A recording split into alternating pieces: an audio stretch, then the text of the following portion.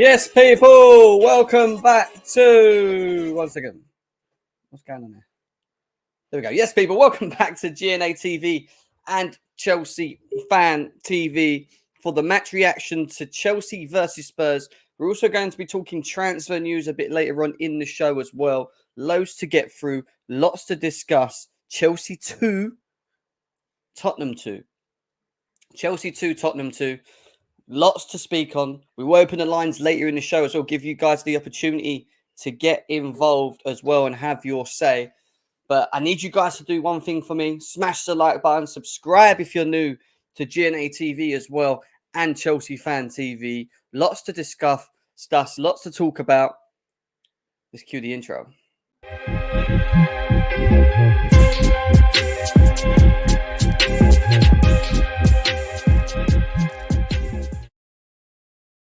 Yes, people, welcome back to GNA TV and Chelsea Fan TV. I hope you guys are well wherever it is that you may be around the world. We are here to discuss the Chelsea versus Spurs game. We're also going to be doing transfer talk later in the show. Open the lines, get your thoughts and opinions as well. But I need you guys to smash the like button as well. Just get these likes up, people. Get these likes up.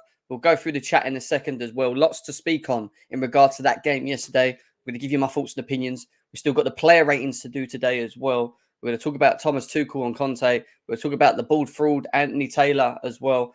And we're also going to talk about Anthony Gordon later on in the show as well. But let's say hello to everyone in the chat before we get into things. Big up to AK. Chelsea will rob Gem. Liverpool fan, bro. Can't lie. Chelsea actually deserve 3 points. Yep, we sure did. Big up to Texas Blue. Vinny, nice to see you. Jose, nice to see you, my man. Andreas, nice to see you. Chelsea database is in the house as well. Erin, how you doing, bro? Sirs declared is in the house. Harry, Kadeem, M3. Who else we got here? German. What are we saying, Jay? Hope you're good, bro. Hope you're well. Lakshan, big up to you. OG Turbo, nice to see you in the house. German Messi in the picture of Timo Werner. I like that, mate. I like that. I hope you're good, mate. I hope you're well. Audrey, big up to you, my man. Greywall Stinner says Tottenham are a tiny club. They're like girl with plastic fake tits. Oh, my goodness. You've got itchy nose. Give me itchy nose. Big up to Gets Footy as well. Hope you're well. Fator is in the house. He was at the game yesterday. I saw your face on Sky Sports, bro. I saw your face on Sky Sports pop up. Big up to you, man. Hope you're good. Big up to Shubham as well. Fraser, nice to see you, bro. We're going to talk about Anthony Gordon a bit later in the show. Charlie, nice to see you in the house, my man. I hope you're well. Lee, Ethan, Sosa, Musa, Ricardo. All of you guys, man. Big up to all of you. There's over 100 of you guys here already, so big up to every single one of you guys that are currently in here at the moment. But we need to talk, right? We need to talk about the game yesterday. And you know what? I think we might as well just get it off our chest now and get straight into it. That sums up everything about that guy. That is the perfect picture. I just wish he would have turned round. Wish he was facing him when he done it. Listen, we're going to talk about the Chelsea element of it because, let's be serious, there's still parts to the game that we can talk about. Yes, it was a great performance and we dominated them. And everything I said in the preview, I spoke on the 12th man at the Football Terrace when I said that if Chelsea play at a tempo, if Chelsea play at a level, if Chelsea play to what we know they can play at, then we should get a result. I've said for a long time, I don't think this Tottenham team are that great. I think defensively they're suspect. I think if you dominate their midfield in trouble, and ultimately we kept Son and Kane very quiet. Kane got his goal at the end, and there was controversy to that goal as well. But who had a big part to play in it again? Who had a big part to play in the outcome of this game? Well, there were three things for me. Three big things in this game. Why Chelsea didn't win yesterday. And it was quite easy to sum up. One was the first goal, the Kai Havertz foul, which was a foul. Tackle from behind. Doesn't matter even if he touches the ball a bit. Sorry you can't see my face right now. I'm just leaving this picture like this for now. Because I'm talking about him. Didn't even touch the right. Even if he touches the ball, which he did a little bit, he still went through the player.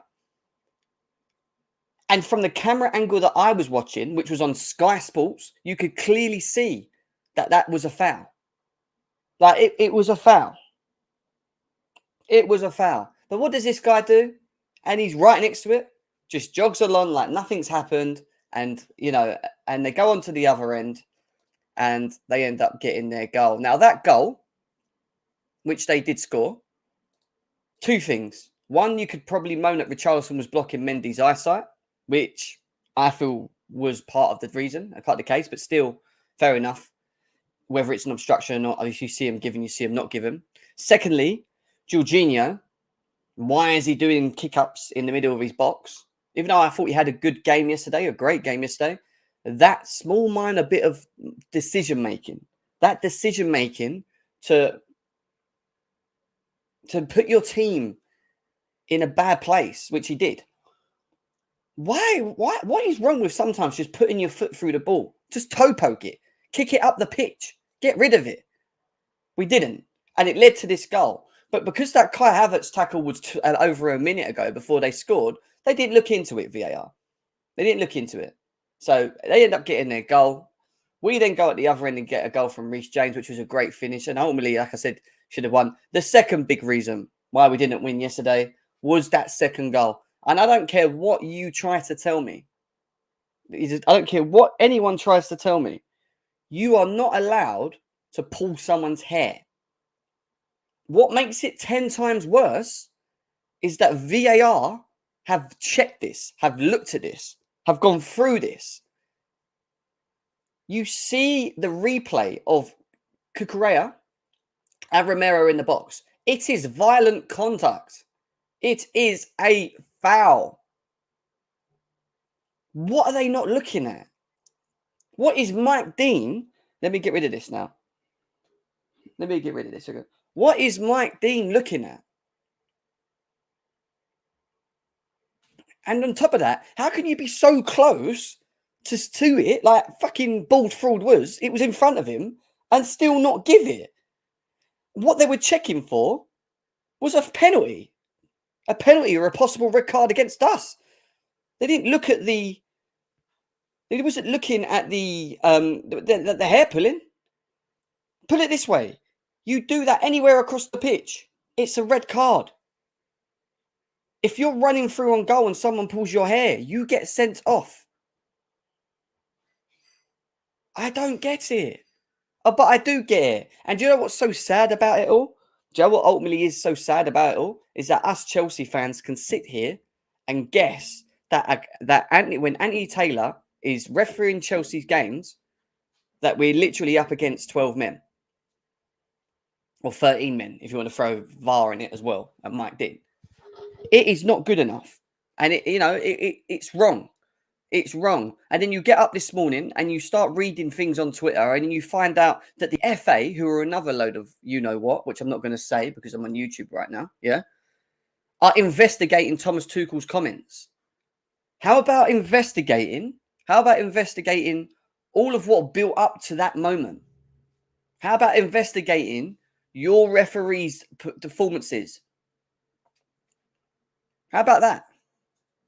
Why did it get to that point? Why? Because the referee allowed it to get to that point because bad decisions were made in that game. And it has now forced Chelsea fans into doing this. And the amount of times this guy's done these things that we've never got into a position to have to do this. But it's forced us to create a petition against this guy. To stop this guy from refereeing Chelsea's games. Yet some of these bigger blue tick journalists want to come out and protect it and stop and say that Chelsea fans should not use the word corruption. Why not? How more clear can you get in two big decisions that ultimately led to 2 goals, which, let's be serious, they didn't deserve nothing out of. They didn't deserve nothing out of. If people want to know how big that petition is now, let's have a look. How big is the ball fraud petition? Let's have a look. 102,000 people have signed it. 102,335 people. It's one of the top petitions on channel.change.org. It's got that big. That is how many people have signed it. That's how corrupt and fucked up it is. Yet they want to, basically, they want to call out 100 and it's still going up now as we talk, 100 plus odd people out for for for using the word corruption on a referee. Are you serious? Did you watch his performance? You know what? Actually, I'll be honest with you. Before them 2 goals, I thought the game moved quite smoothly. I actually thought he was very quiet. I actually thought he wasn't really influencing the game much. He wasn't around. He wasn't, it was all right. But then he has to get involved. He has to get involved. And ultimately, them 2 decisions did obviously make us draw the game. But the third big reason as to why we did not win the game yesterday falls on us as Chelsea Football Club. As great as the performance was, and we played very well, and that was some of the best football I've seen us play. Movement off the ball, the press, the understanding of their roles, pressing up the pitch, defending, the goals, good goals.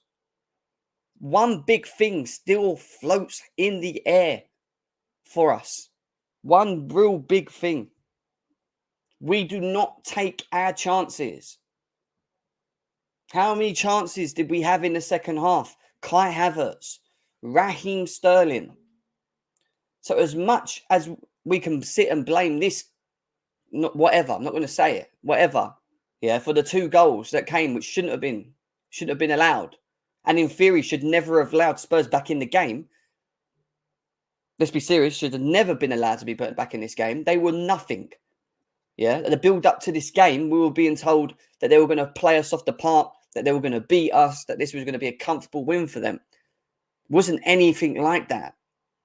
It was a great performance by us. But we still have to look at ourselves. And by looking at ourselves means taking our chances. You can't have chances like Sterling and Havertz have and miss them. It's not good enough. It's not good enough. I'm glad you are mentioning us not taking our chances. We dominated. It was a real issue that we couldn't score. We dominated. We played great. The movement of the ball was good. The one touch, the run on off the ball. Why do we struggle to have that consistency in our performances throughout this season? If we can play to that level, we blow teams away. All right, we do need to. We do need to finish our chances. It's a problem. It is always going to be a problem until we sort it out. But we lost Kante yesterday. We lost a massive player yesterday. He was awesome yesterday. And we're going to do the player rating show in a bit. He was absolutely on fire. He pulls his hamstring, he's gone. We've lost Kovacic, we've lost Kante. We've lost 2 really important players to Chelsea. We have to look at the midfield. Todd Bowley, Thomas Tuchel. We have to look at the midfield. But as much as we now have to look at the midfield, we also still need to look at the forward line, because as great as it was yesterday with the movement, an out-and-out goal scorer, a number 9, is not what we need. What we need is a striker that is versatile, that can play the way we did yesterday, but also contribute to scoring goals. Our squad season was average. We are lucky. Quality depth is what Andreas is saying. With Cover and Kante's recurring injury problems, Ampadu should be kept into. Or he's going to have to give them a chance. If we do not buy in that area, he's going to have to give him a chance. But ultimately, Taylor's performance yesterday was disgusting. It was a disgusting performance. Let's be serious. And it ultimately led to this, didn't it, really? It ultimately led to this. And we saw both Thomas Tuchel and Antonio Conte having it out at each other's faces. It was, say, overheated, but great, because that's what football's about. It's about having that bit of fire in your belly. It's about having that fire in your belly. Someone just sent me saying on Anthony Gordon, apparently he's in London today. There's a picture of him, but we're going to get into transfer news later on in the show. You know, you've got to have that fire in your belly. And it was good to see, you know, both managers having it out, kicking off, holding hands, not letting it go with each other's hands, giving it to each other. But that ultimately led because of the decisions made by the referee. Antonio Conte and Spurs should walk away ecstatic with that performance. Wasn't sorry, not ecstatic with the draw. They celebrated that draw like they just beat us at Stamford Bridge. They're running to the crowd, going like this. You know, Basuma. You know, they know themselves that it was a robbery. They know it was a robbery. But the truth is this, from what I saw yesterday, and why I said on the 12th man when Terry asked me, and he said, who is the better manager, Thomas Tuchel or Antonio Conte? And the clear answer to that was Thomas Tuchel. And two of the reasons why, for me, he's better than him as a manager is his man management and his tactical display. And we're going to talk about his tactical display a bit later in the show. But yesterday, we dominated that game. We were switching, we were hybriding into two different formations, which we're going to talk about later. And he didn't have a response, Conte. He had no response. They were running around like headless chickens. They couldn't keep the ball quick enough. They couldn't keep the ball long enough. We made them look average. Bang average. And this is a Tottenham team, and Tottenham fans were bigging up, saying that it will give them Champions League, that they will take third, that they will finish above Chelsea. Ultimately, the difference in them finishing above us, and the only difference in them finishing above us, this season is one big thing, and unless we don't sort it out in this window, is them having Son and Kane.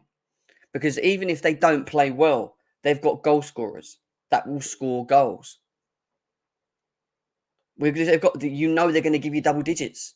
Son and Kane will give them double digits. It's just whether or not Arsenal, Chelsea, whatever. But from our perspective, we were the better team. We played the better football. We limited them. Son and Kane were ghosts again at the bridge. He scored, yeah, fine. But it was against the run of play. It is against the run of play. What's people saying here?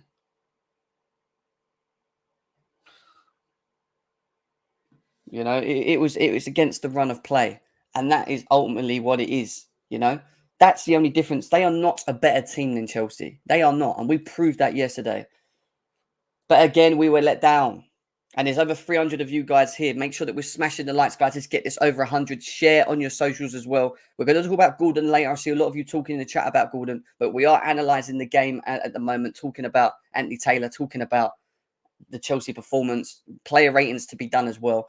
Nearly over 200 people on Chelsea Fan TV and nearly over 150 on GNA TV, guys. But let's get them likes up, please. Keep smashing them.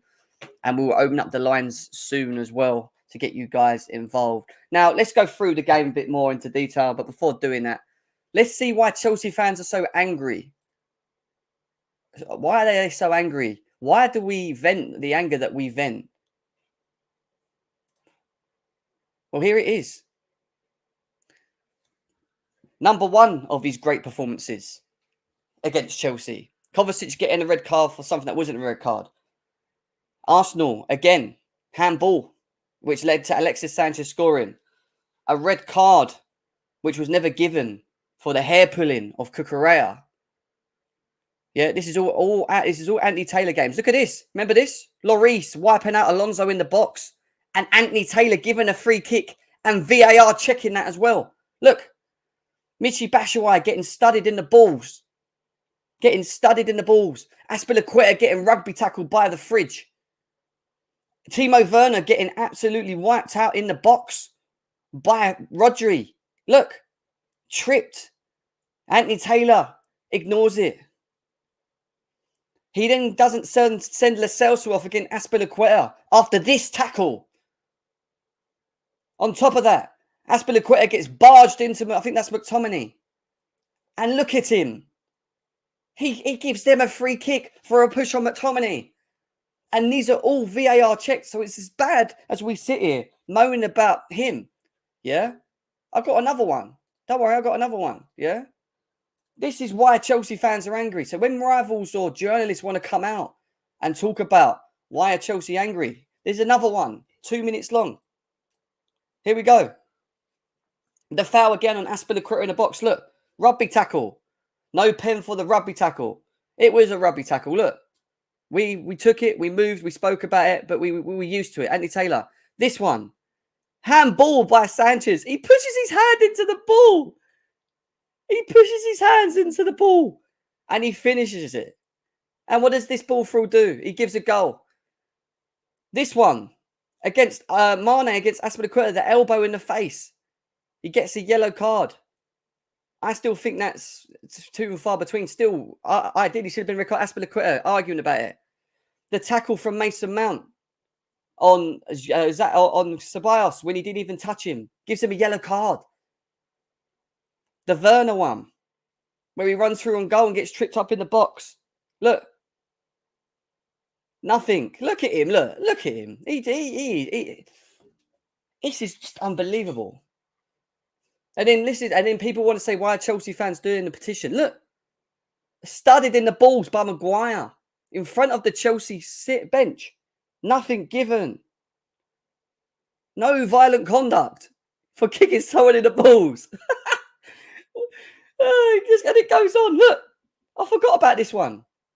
Martinez catching the ball outside his box, and VAR even checked it. Look at this. And the ball fraud. Look. Look at that. The tackle from Sterling. Look how high the tackle is. Look. On Werner there. Yellow card. No red. If that's Chelsea, it's a red. If you wear the Chelsea blue, it's a red with this referee. But no one else. That's it. There's Lo Celso tackle. I still can't believe this one. Aspilicueta has marks on his leg. Look how bad this tackle is. He studied down his leg. Yellow card. Not even a red. Says Fabregas gets booked for diving in the box in 2015. He books him. Like, when is it going to stop? When is it going to stop? Why is it that before we even look at games, we all sit here? Yeah? And we go, is it Anthony Taylor? Oh, fucking hell. 12, 13 man, we're fucked. Why is it that Chelsea fans do that? Is it not so bad in itself that we're having to do that? And then being proven right on top of it? It don't make sense.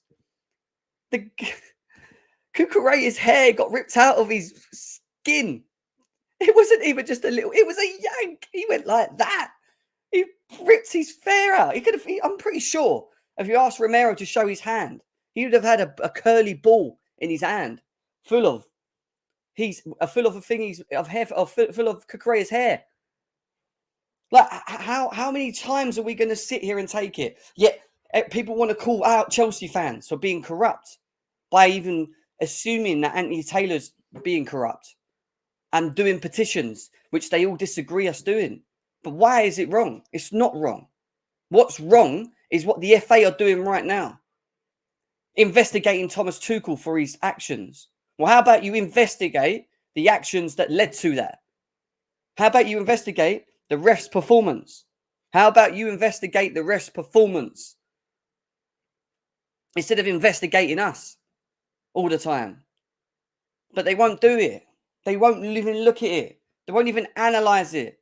And every season that we go into under Premier League, these things keep occurring. These things keep occurring. Problems with VAR. And it ain't VAR that's the problem. It's the people using VAR that's the problem. It's not VAR. It's the people using it. Enough is enough. Anthony Taylor has to be called out. Has to be called out. And us Chelsea fans have to call it. We have to call it. We have to call it. I'm sorry.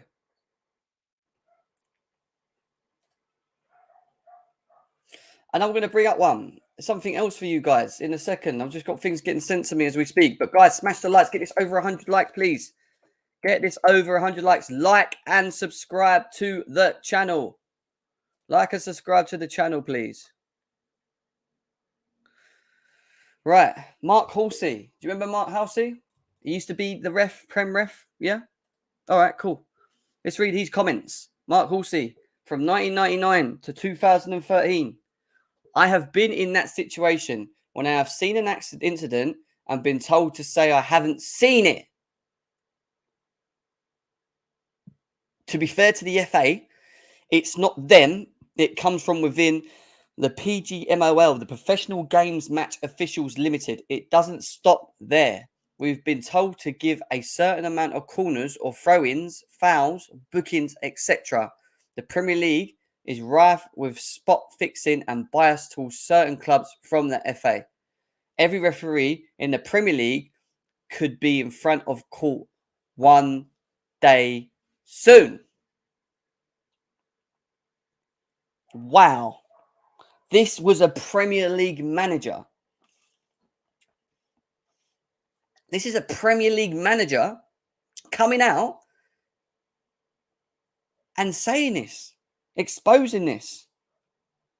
This is a Premier League manager coming out and exposing the FA, the PGMOL, the referees.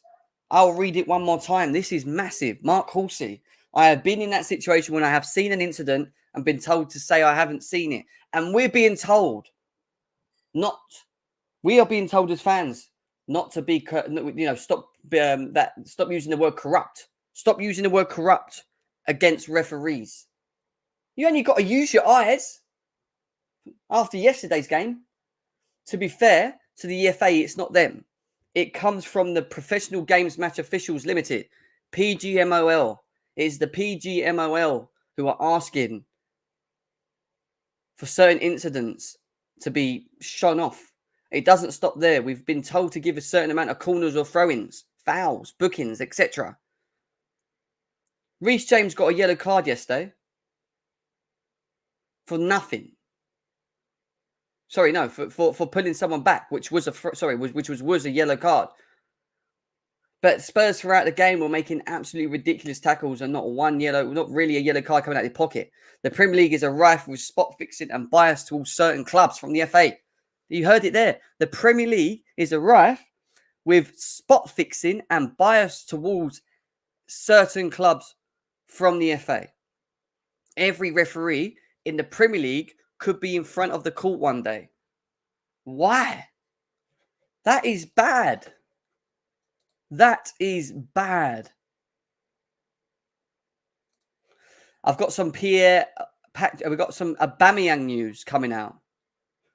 We're going to get to that a bit later. Aubameyang news, Gordon news, all coming after this review. And we're getting into the match ratings. And we are going to be talking about the game, but we have to call this out. We have to call this out as a fan base, guys. Please make sure you're sharing on your socials as well. Let everyone know that we're live. Hit the likes. Let's get these likes up so people can join us as well. Come on. Let's share. Share the love, guys. Share the love. We have got over 170 people on GNA TV at the moment, guys. Let's get these likes up. Only 69 likes. How quick can we get this to 100? Hit the likes to get these likes up. Hit the likes if you think Anthony Taylor is a fraud. Hit the likes if you think Anthony Taylor is a fraud. I want to see how quickly we can get to 100 likes. If you haven't hit that like button, you don't think Anthony Taylor is a fraud. Hit the likes. Hit the likes. And the same on the Chelsea Fan TV side. Over 318 of you guys there. Hit that like button if Taylor is a fraud. If the FA are. If the PGMOL are. Because I am fed up of what I am seeing. This is not about what football's about. This is not what football is about.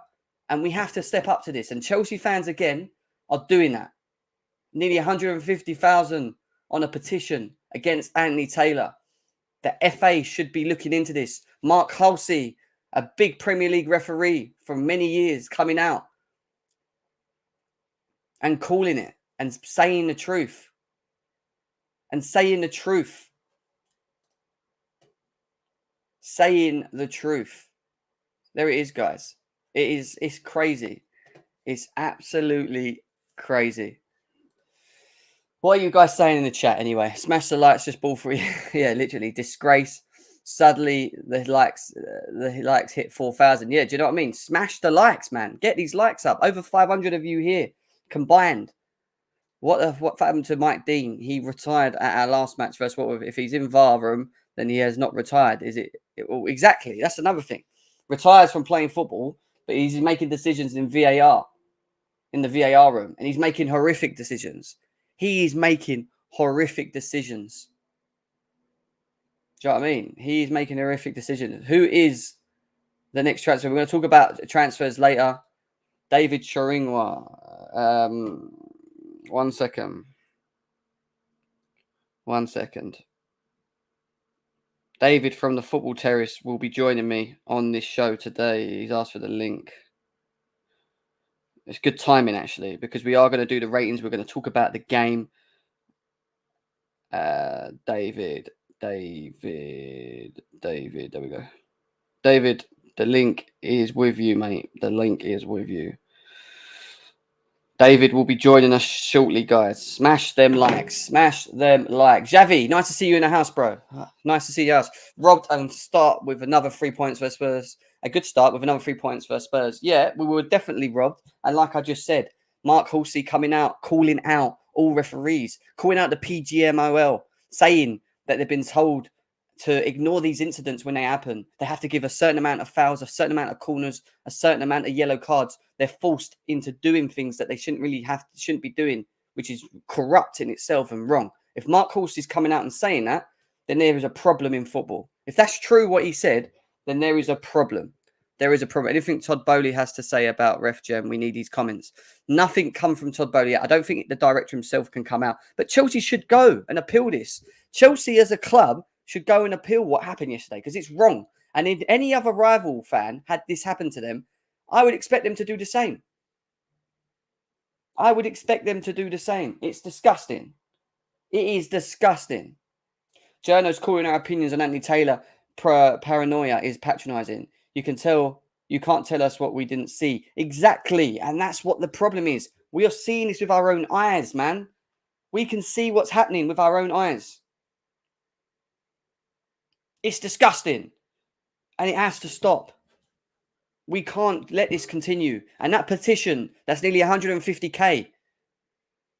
Nearly 150k. Keep signing that petition. Because someone has to do something. What makes it even worse is that VAR checked it. VAR checked these decisions. We're going to talk about Chelsea. We're going to talk about the game next. I just wanted to get this off my chest.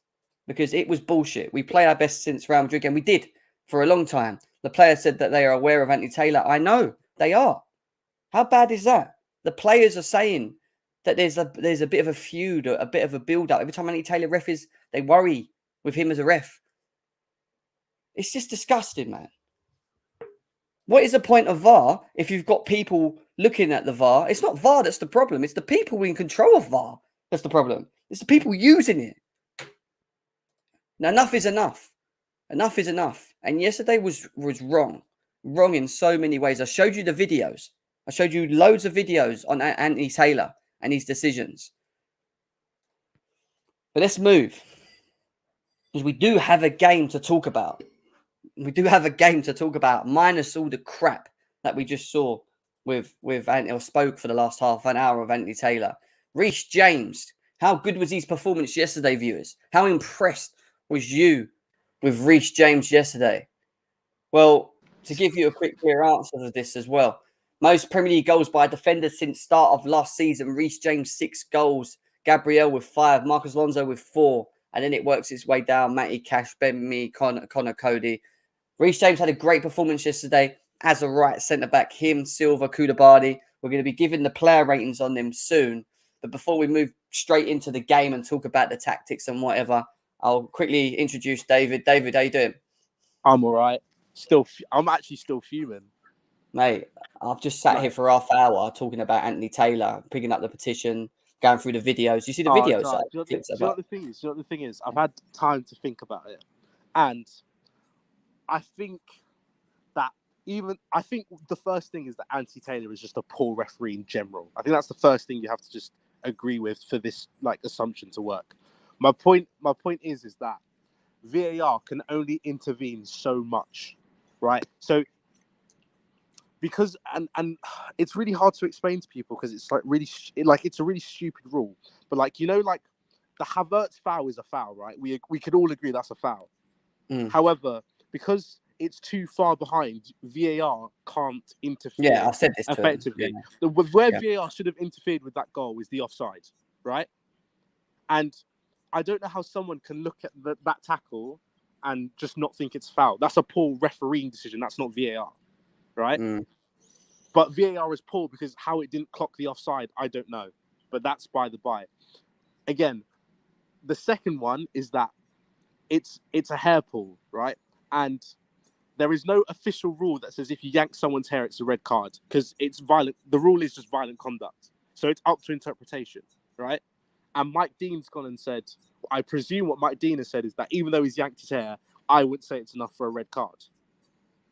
And because he doesn't think it's enough for a red card, then the referee can't overturn the decision, give a foul, and then give a yellow card. It doesn't work like that because that's just the way that the rules work. However, what I do think is a problem with referees, especially nowadays, is that because VAR exists, they are afraid to make their own decisions. That's what the problem is. Because Anthony Taylor is looking at Kukureya's hair getting pulled, but because he knows that VAR is there to bail him out, if he needs it, he doesn't have to make the decision. If he had just had the balls to say, that is a foul, and he gives it away, VAR doesn't have to get involved. It doesn't have to get involved. If he can look at the tackle over there, and even though the linesman hasn't flagged, he goes, no, that's a foul, then the VAR doesn't get involved. My point is that Anthony Taylor is actually just a poor referee in general. Like, we know he is. It's poor referee. I really struggle to think that it's an agenda against just Chelsea. However, the probability of him getting so many high key decisions wrong for us in a row, like consecutively in big games, it will, like, I can see why. David, I brought up it's a 7 or 8. I brought up 7 or 8 different moments where Anthony Taylor either gave a yellow rather than a red, or just booked us for obstruction. And it's not normal. It's becoming a pattern every season where Anthony Taylor referees a Chelsea game. He makes a bad decision. That's why Chelsea. But that's because probably we watch more Chelsea games. I get what you're saying. It might not just be Chelsea, but it's happening in Chelsea games. We're seeing it all the time. And again, my thing is that like Tuchel even mentioned it. Højbjerg committed about 3. Reece James committed a tactical foul, got a yellow card. No problems with that. Højbjerg committed 3 tactical fouls, but because we played advantage, he didn't get a yellow card. That's poor refereeing. And if he's on a yellow card, Spurs have to play differently. What do you feel about Mark Holsey's comments? Did you see that about the how they have to meet like certain quotas and stuff? Quotes. Well, basically, he just said that he's been involved in an incident like yesterday, and they've been told kind of to just ignore some of them and give a certain amount of fouls, give a certain amount of yellow cards, give a certain amount of corners, and that's all pushed not by the FA but by the PGMOL, which is like the Players Saying Association. I'm not sure how well you can enact that now, because that was the whole reason to bring in VAR. So it's to get rid of those decisions where it's a bit questionable. But obviously VAR still hasn't succeeded in doing that. Well, Mike Dean's also in the wrong as well, because he was at VAR yesterday. But this is what I'm saying. Mike Dean needs to sit there and go, right, as a referee, like, obviously it's kind of illogical, right? But Mike Dean will see that Havertz has been fouled, right? And that there's potential that Richarlison is offside, right? And Tuchel even said in his interview, when the foul happened, they said, don't worry, we will come back to it. Obviously, then, things happen. Jorginho clears the ball and whatever, and it doesn't work out, and so on and so forth. We're going to get to that. Yeah, we're going to get to that. As, like, Mike Dean should then have the ability to go, right, this offside is debatable. However, Chelsea should also not be in a position where this even happens in the first place. But then you get into very murky waters of, do you want to make that a precedent and then carry it on? For me, yesterday it was just like, that's the reason why the arguments between Tuchel and Conte happened, because of the poor refereeing. It led to that's what I said. Yeah, it led to a build-up of people. So then, why are the FA investigating Tuchel's comments when they should be Basically, they should be looking into what led to this. How did this happen originally? And it happens because of ref decisions. Let's be serious. And again, I think the Premier League are very smart in what they're doing, because they know that if we could hear what they were saying, then we'd have less arguments about it. However, they have to gradually introduce the process so people become more accepting of VAR as time progresses, until we get to a point where we're like, oh, actually VAR is not too bad, right? But freaking made a ball, an attempt for the ball. I don't think it clearly blocks Mendy's vision. Even though I may disagree as a fan, I would understand why the decision was given. If he goes to Anthony Taylor, okay, there's a potential, right? There's a hair pull, and it is violent, but I don't think it meets the barriers for it to be a red card. Even though, again, I might disagree, I can see why we end up in a situation where there is another corner that occurs. But the fact we don't have that, we're just all sat here guessing like what happened. David, where are you? Because you got this weird noise in your background. Are you out in the room? You're saying? Oh. Yeah, I'm outside. All right, cool. Yeah. It's just a little bit in and out. That's all. It's got some weird noise. Just put yourself on mute and then unmute yourself. It might work or something. It sounds a little bit robotic. You sound a little bit robotic. Right? Yes. How good was Koulibaly's goal yesterday, guys? Look at it right here. We'll show elements in Koulibaly, and I don't know whether I can show. Well, I can, because it's on. I should be all right. But I've been doing a couple of them. I know people saying be careful for copyrights, but I think we'll be all right on this one. You know, his overall performance yesterday was very impressive. And we're going to talk about player ratings as well. We're going to talk about the tactics in a second. But his initial progressive passing, how quick he moves the ball forward, how solid he was at the back, how good he looks next to Silva as well. Very quick, makes the right decisions. He's passing. The system works better with him, innit? And people worried about Rudiger leaving Chelsea and not being able to, not being able to do stuff like this, because Rudiger used to do it a lot as well. But from what I saw of Koulibaly yesterday and how good he was at doing it, he is a massive signing. He is a massive signing for us. What do you think of his performance yesterday, David? You impressive with Koulibaly again? Is he there? Oh, he's got becoming quite important. And even here, his understanding of his role, where to be, where not to be, his progressive passing, his quick passing forward, his link-up play. He even goes to, I just thought he was class yesterday. Look at this tackle. Look, solid, David, how impressed was you with Koulibaly again yesterday? I think he's just proven... Wait, can you hear me better? Yeah, much better now, yeah. I think he's just proven that all these people who are chatting about he's worse than Rudiger are just chatting nonsense, because he was absolutely ridiculous. He's I think in 2 games he's already proven he's world class. Like we all heard about he's world class, but obviously not many of us watch Napoli week in, week out. I think after 2 games I can confidently say he's world class. He's that good. He's just domineering.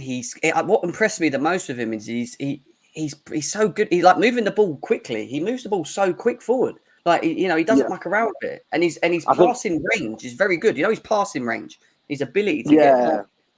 I think all 3 of our new signings, and we'll talk about Cucurella and Sterling. I think all of them, what it really shows is that Tuchel wants players who play football in a far more quicker style than we've been seeing for the past season.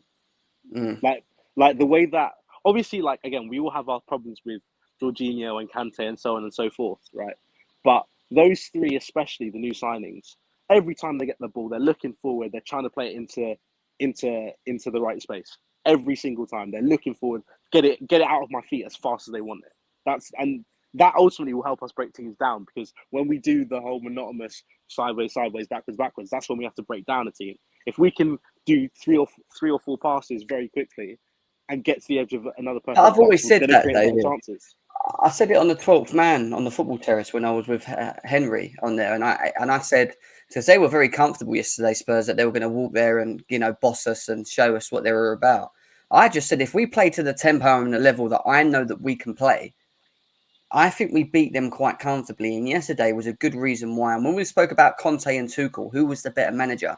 And obviously he said Conte, I said Tuchel. One of the big factors that I said before the game is that I think that Tuchel's better tactically.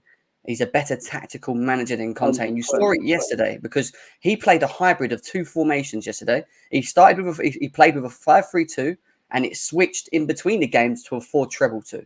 And you noticed Reece James sort of went into midfield. Ruben Loftus-Cheek was playing off the right, then sort of found himself in the middle. Like there was a lot of movement in and understanding from the players on how to play. And Spurs ultimately didn't know how to deal with it. They couldn't even get out. They couldn't even build up a decent part of play. I know the Spurs fans were saying, we had better chances than you, though, this, that, and the other. But their first chance with Session was offside anyway. So I don't know how they're using that one, you know. And then I think, was it Son? I think Son had one really good chance, didn't he? Where he was in front. Or was it Kane? When he was 1-on-1. I think Kane. Yeah, Kane had one really good chance, which he huffled. But other than that, we had so many good chances. And part of the reason yesterday we didn't win that game, David, I know Andy Taylor's a big problem. But part of the reason why we didn't win that game again is because we don't finish off our chance. We don't have that killer instinct. Havertz should have scored. Sterling should have scored. Havertz should have scored. Sterling definitely should have scored. My thing is that one thing we really need to think about is that like football isn't like a linear game. So it's like we scored a second goal, right? But the chances of us scoring that Reece James goal in the same way isn't the same if Havertz scores his chance. So I don't think it would have been. I think the big miss is actually Sterling, because that's when. Wait, was Sterling when we were 2-1 up, or was it 1-1? Sterling was when we were 1-0 up.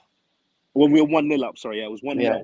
That for me is a bigger miss than Havertz's one, because ultimately at that point we come back from it being 1-1 and then making it 2-1, whereas Sterling's one would have made it a 2-goal difference instead of making it a leading goal. That's for me is why Sterling, even though Havertz's one is awful. I'm not. Yeah, it is, but Sterling's one was right in front of goal as well. That was poor. No. I'm saying Sterling's one would have killed off the game. It would have, like 100%. Havertz's one puts us 2-1 in front, and then we end up probably defending for an extra 3 or 4 minutes.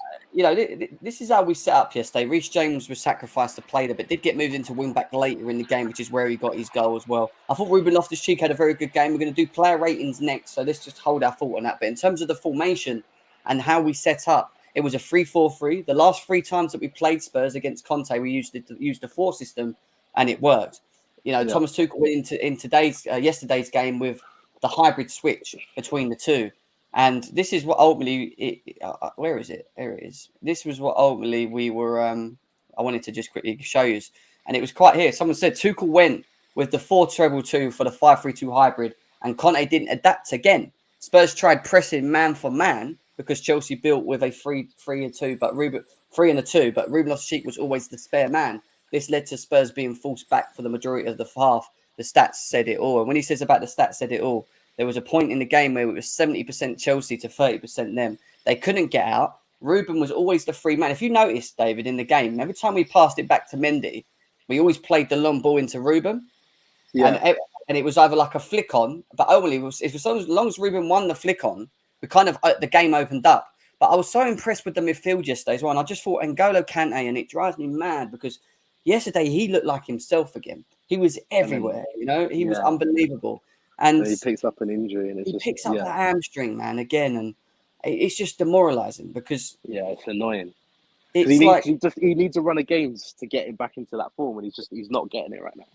He's just not getting it, But ultimately, going back to the tactical element of it, what Thomas Tuchel did yesterday and what we've seen is what I know we can do, and what Thomas Tuchel probably wants to do in the long run with the right profile of players in the team.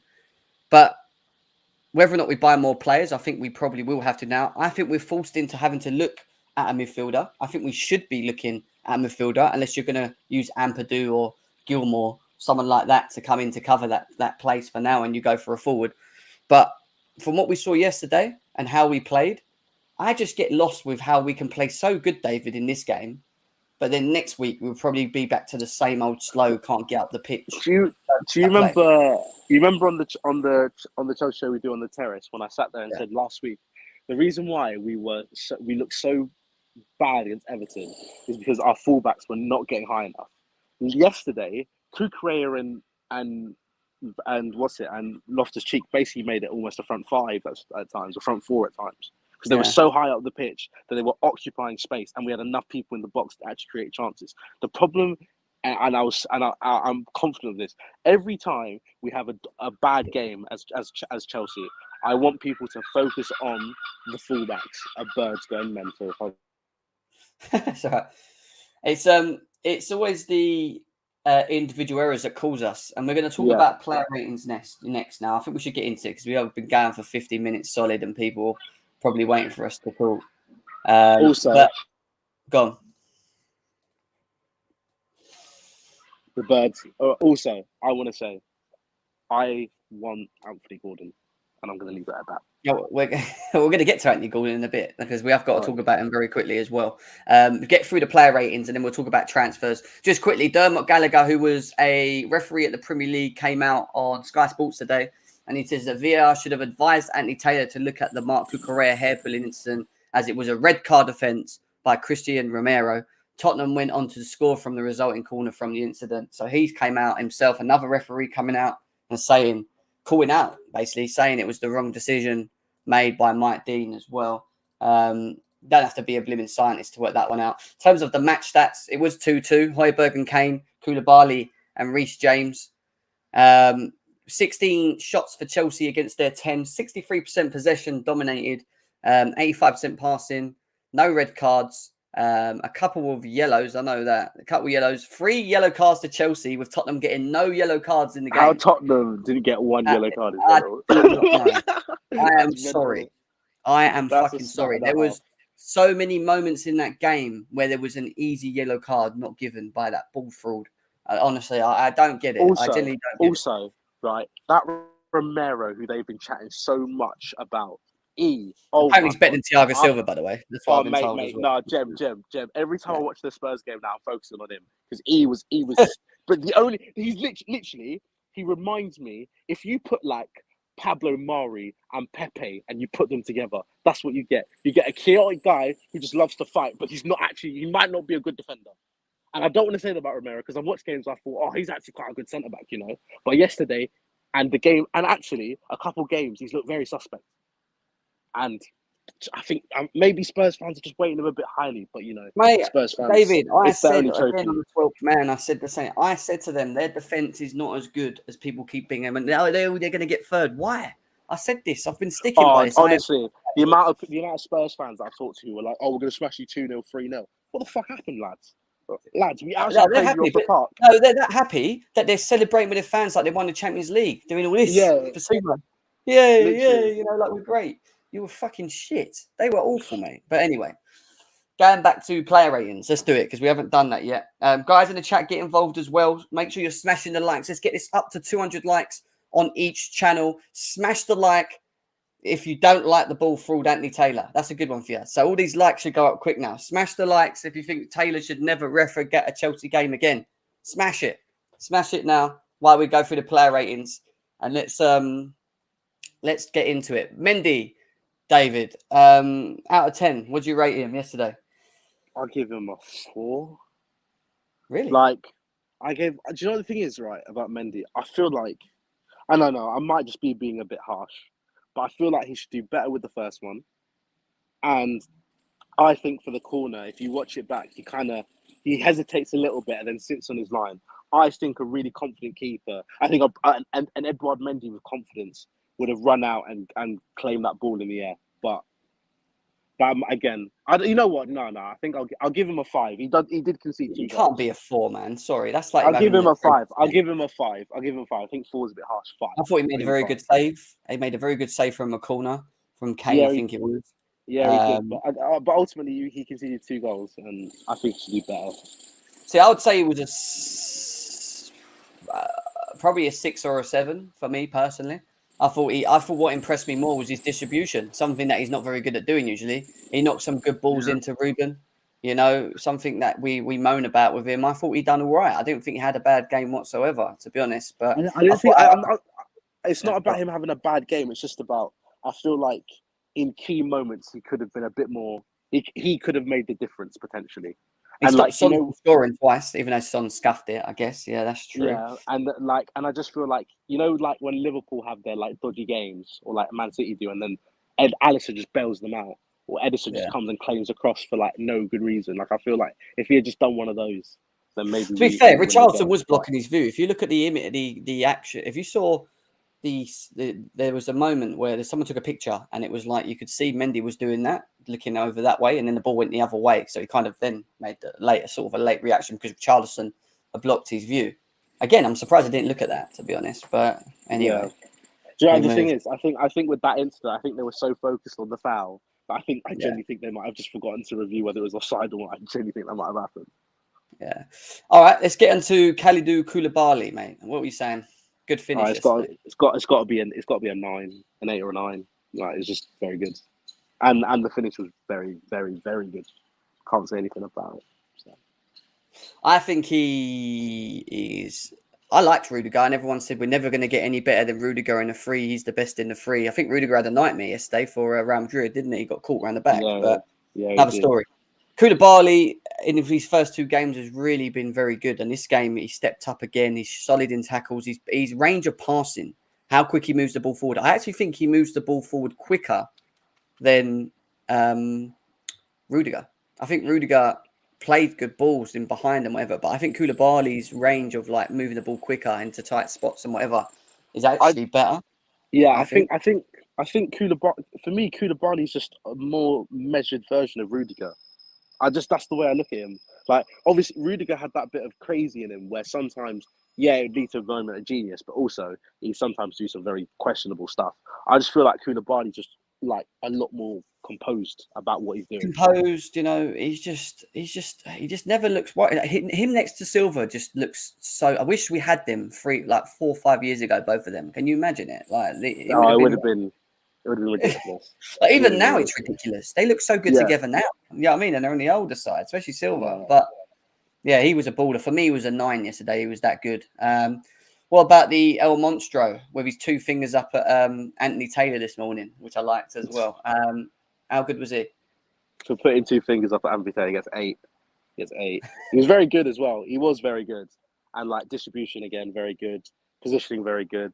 He's just, again, we conceded 2 goals, and they're both a lot of BS occurred in them. So I can't really go at my defenders and be sat there like, oh, you guys should have defended better. But whatever. I think he is that good. I think he's so good. He's a 9 for me. I think he's unbelievable. I think his performance again yesterday was on par. Again, dealing with Son and Kane, one of the best in the league in front of goal. He kept him quiet. Him and Koulibaly done a really good job. And I actually like him, Koulibaly and Reece James, even though I would prefer Reece James further forward still. I still think that is solid between the 3 of them. Like, that's hard to break down. That's why Tuchel went for it yesterday. But if Ruben Loftus-Cheek, who we're getting to in a bit, can continue performing like he did yesterday, then he'll make things a lot more easier for now. David's going to harp on these 2 fraudulent goals, I guess. Josh, I don't think you understand. It really got to me because I'm not one of these guys that likes to blame referees. I really don't. But like, genuinely, I don't think I've seen that's like Barcelona level robbery. Like, it is that level of like what happened. Like, it's bad, mate. It's bad. I can't get about my head. Reece James, great goal yesterday as well. Performance. Oh my god! No, all right, okay. Reece James. I'm the conversation again.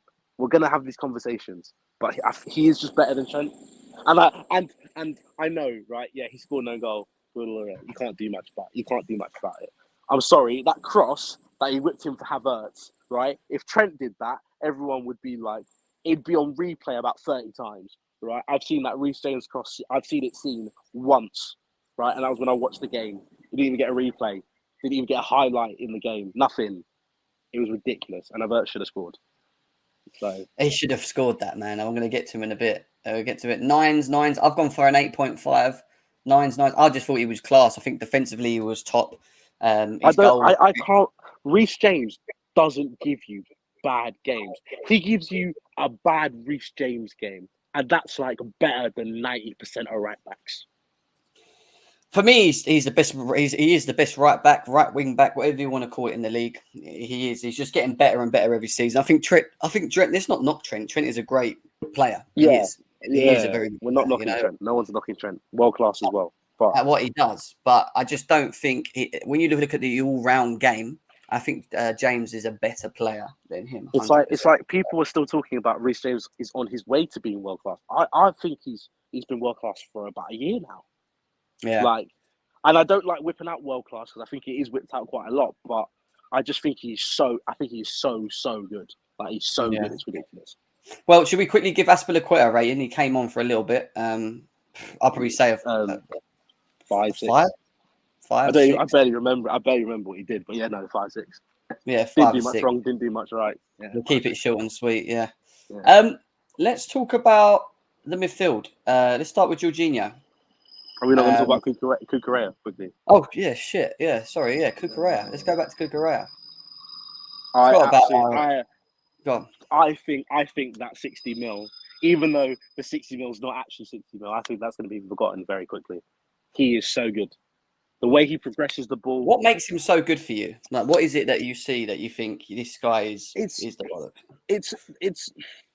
It's the way that he, like, you know, when it's, how do I put this? You know, like Marcos Alonso, he'd like pass the ball, and then after he passed the ball, he'd admire the pass, and then he'd do a little jog, even though he's probably full sprinting, but yeah, he'd do a little jog afterwards. Like, Cucurella is like, I pass the ball, he sprints forward, gets in the right position. He's always available for a pass. He's always looking for a pass. It's like, how can I progress this ball, and how can we get it as high up the pitch as possible? Because that's where we're going to score our goals. I'm so excited about how good he is. Like, I'm so excited. Like, I think he's going to be. I think he's going to be one of the best signings. Is he going to bench Ben Chilwell? Do you think? I think there's potential that I'm not sure how well he could do it, but Cucurella, I think, has the ability maybe to even go right wing back and we play Reece James at right centre back and then Ben Chilwell goes left wing back. Or does Tuchel try and get Ben Chilwell, especially with him recovering still from that ACL, get him to play a bit less centre back? There is, I don't know. I might be putting too much on Tuchel, but I think there is a way that they can both play and we don't have to worry about it.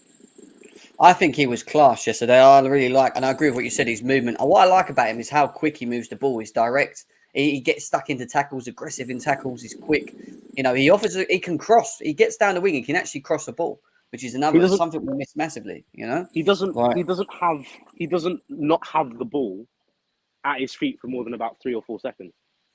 He's just always looking, but he's always progressive. He always looks forward. He always tries and be quick with the ball, and that helps the system. He suits the system, and he makes the Thomas Tuchel system look better. And this is why I keep saying to people: give Thomas Tuchel time, give him the right tools, give him the players that he needs to make these hybrid systems that he's using yesterday better, and flush out the Alonsos, flush out the Barkleys, flush out the whatever you want to do. Yeah, we should flush out. And I'm telling you now. We have got with the manager we got, with the right players, we have got a squad. We have got a fucking good squad. I'm telling you. 8.5 for me. He was very, very, very good. Let's go on to Jorginho. Now, I saw a lot of criticism of Jorginho for the mistake that he made for the goal. I still thought that he had an overall good game. However, you can't be doing kick-ups in your box. Sometimes you just have to put your foot through the ball, get rid of it. Get up the pitch. And, you know, ultimately, when you look at that, all right, the Havertz was a foul. You know, he did cost us there. He did cost us in that moment. And it's them moments that always lead to us conceding goals. Them individual moments, them individual lack of concentrations, the wrong decisions made that let us down. And it was poor from him yesterday. He should not have done that. Barring that, I thought he had a good game with N'Golo Kante. But you can't do that in your own box. I mean, David, Jorginho. I mean, I think he ran the game very well for 69 minutes of the game. Just the 1 minute where he didn't run it very well, he gave away. He should have kicked the ball out. However, I still think our defense should be dealing with that situation. Like, I know he's kicked it out and it's not the best thing, but he didn't even try and kick it. He tried to do kick-ups in his box. But every forward will do a dodgy thing. Or no, sorry, every midfielder will do a dodgy thing at some point. You then just have to adjust and move, but our players didn't, and then we conceded. But I think obviously he made a mistake, but I don't think it's like people were crucifying yesterday, and I just felt it was so out of order. Like, I think he was okay, not amazing, but he wasn't awful. He ran the game in the first half. I thought he was very good in the first half. He moved. They couldn't get nowhere near him, and him and Kante, who we're going to get to next, were very good. And we always criticise them about being progressive, moving the ball quickly, winning the ball high. And yeah, I actually thought he had a good game. I'm not going to sit here and be like, oh, he's this, he's that, he's this. He had a good game yesterday. He was impressive, but that moment did not help him. That's all I'm going to say. That moment should not have happened. And sometimes you just got to do Sunday football route one, put your fucking toe through it, get it up the pitch, and we move. Do you know what I mean? And he didn't, and it led to them having a chance in front of goal. Now, I'm just going to give you the honest. He was a 9.5 for me yesterday. He got injured, but he just reminded me of the Kante a couple of years ago. He was just unbelievable, and it's so upsetting to know that a player this good, who's still this good, suffers with an injury like a hamstring that's going to put him out for 4 to 6 weeks if it's not a serious tear anyway. But to lose him and his quality when he's that good is, I mean, what we done clever with him yesterday, I don't know if you noticed, is that when they had their goal kicks, you had Mount and you had Havertz and you had Sterling, but Mount would sort of, it was a 3-5-2, so he'd fall off into the middle, but then he'd pull off to the right, and Havertz and Sterling would pull off to the left or right, depending as well. But the middle, and I'm talking about when the defence of Spurs picked it up, the middle was being pressed by N'Golo Kante. It was Kante that was that high up the pitch, pressing the ball from the defenders, even though he was required to be in the midfield as well. So he was doing 2 jobs, 3 jobs, 4 jobs. He was up there, and next minute I looked, he was back next to our defence. And he was just winning every tackle. He was moving the ball quickly. He was intercepting. He was pressing well. The flow looked good. And he was just a ticking engine in the middle. He was unbelievable. We've lost him again. David. Yeah, no, he was. That was a vintage performance from him, and then it just got halted. And I think if he stays on the field, I doubt we even get in those positions, because when we lose the ball, he's one of the first people that runs and gets it back. Like he just does. So I just think it's annoying. It is very annoying. But what can you do about it? It's just a massive L, isn't it? Against us. It affects the system. It affects everything that we try and do. It just affects us. And then we're stuck with Conor Gallagher or Mount having to play there now because Kovacic is injured. Yeah, exactly. It's now a clock for who gets back faster. Kante or Kovacic, that's what it is. The thing is, if Kante was, I do think if Kante was still on the pitch, you may have still won the game. Yeah, probably. That's what I said. We lost the midfield a little bit at the end of the game. I felt, we just started to slowly slow down, and with Chukwuemeka, I'm surprised he didn't bring in Chukwuemeka. To be fair, I thought he would have given him a shot in the yesterday, but he brought Conor Gallagher on as well, didn't he? So. Yeah, we move. Great performance from him. Conor Gallagher, I can't really rate. I know he came on for a little bit, but I don't really remember him doing much other than setting up Mason Mount and whatever else. But let's move on to Ruben Loftus-Cheek, David. How impressed was you with him yesterday? Right. He had a very good game. And before the game, I had an Arsenal fan who remained nameless.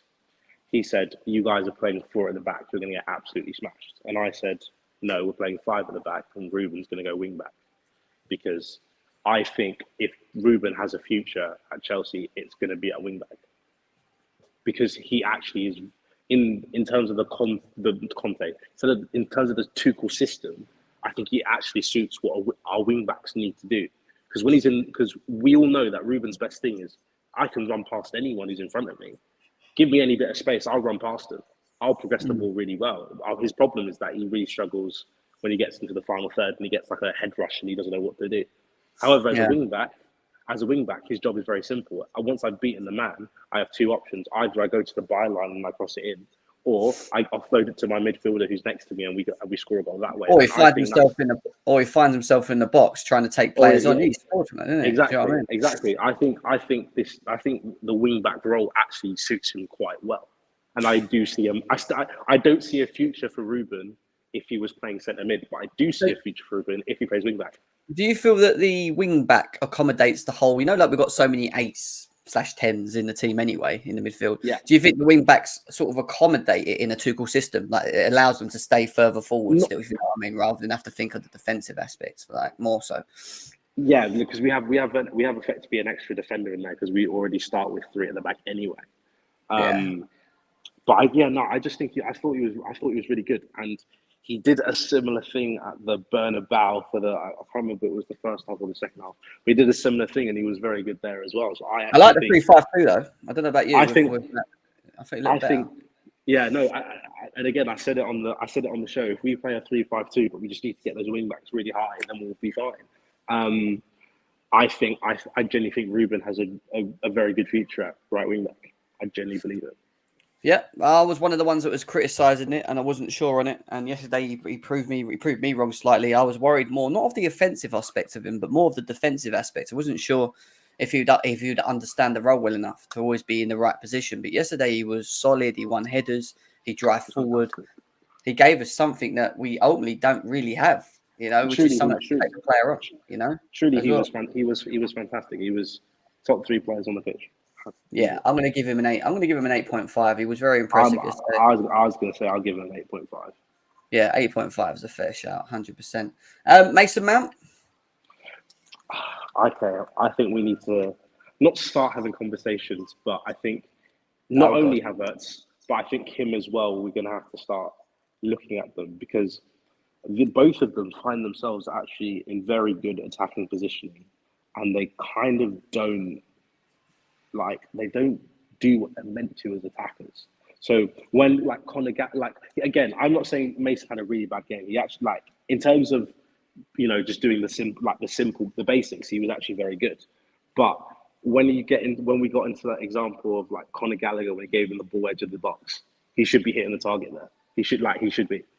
There's no excuse to not hit the target from there. You've got barely anyone around you. You're on the edge of the box. You'll see before any game starts, you see these players always shooting from the edge of the box, pinging it top left, top right, doing this, doing that. And obviously, it's not the same as a game situation, but you should be doing more to get that ball on target, like you should be. And him and Havertz are both missing just that clinical edge that Mount actually I felt had, even though his performances weren't as good as I'd say in that season where we had Lampard and Tuchel. I felt his clinicalness in the final third was a lot better. But now it seems to have again, it's 2 games in, it's a very small sample size, but it almost seems like he's reverted back to type where we might end up with a situation where, again, he performs really well, but his clinical edge is missing. And if he's lacking a clinical edge, we can't have him and Havertz both missing clinical edges. We just can't have that. See, I thought Mason Mount was. I don't think he was bad. I'll be honest. That's what I'm not saying he's bad, but I'm just saying he just needs. There are just areas where he could improve. I don't think. I agree. I agree. I don't think if Havertz didn't have again, we'll get to Havertz. If he didn't have the comical miss, I don't think anyone would have said he had a truly awful game. He just didn't score. Well, no, but what I'll say is he found himself in. I think he's a better player in the 3-5-2 where he has the freedom role where he can sort of sit behind. But what worked well yesterday with him, I thought, was that he found himself in pockets of spaces and we were drilling the balls into him quickly, and he turned on it quite well and he gets his head up. Sometimes I feel like sometimes his final decision or he takes a bit too long with the ball. I agree with that. I think he can be a little bit last minute. But overall, I thought he got stuck in. I thought he worked hard in the midfield. I thought his energy helped the system. You've got my opinion. I think his energy helped. I think he suits that 3-5-2 and then the hybrid switch. I think he does suit it. Where I feel that he does need to be clinical, I think that is the case. I think he needs to have more.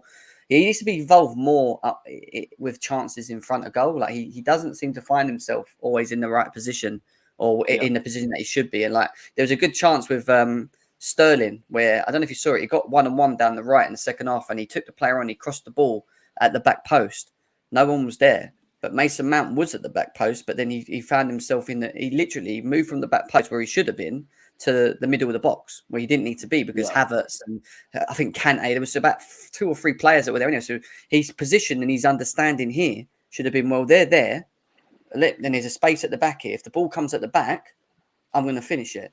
But he didn't. There was them little moments where he could just find himself in better positions, and ultimately he would have scored if he was at the back post because it cleared the goal in. It was empty. There was no one there. We almost need Tuchel to sit them all down and say every time we whip in across, if you're going to whip in across, there has to be a rule of there has to be 3 people in the box. One has to be on the edge. One has to be in the middle, and one has to be at the back post. Yeah, 100%. We almost just have to do that and just get that through these players' heads. because we They missed all so seem many to just chances run to through the not same doing it. place. Yeah, they Yeah, all seem to just run into the same position. If you notice, it's weird. Like they all just run into the box and like run next to each other. It's like, what are you doing? Like, don't run to each other. Run away from each other. Like, I don't know. Anyway, I'd give him a 7 probably. That's my opinion. I give it 6. Yeah, I'll give him a 7 on this one. What do you think of Raheem Sterling's performance yesterday? Again, probably the best attacker out of the 3. Very good at progressing the ball, very good dribbler. Just again had a bad miss. I did get an assist to be fair as well, but he probably should have had another one if he just got the weight of the pass right. I think he's got a bit of teething issues, but I wouldn't be worried about Sterling.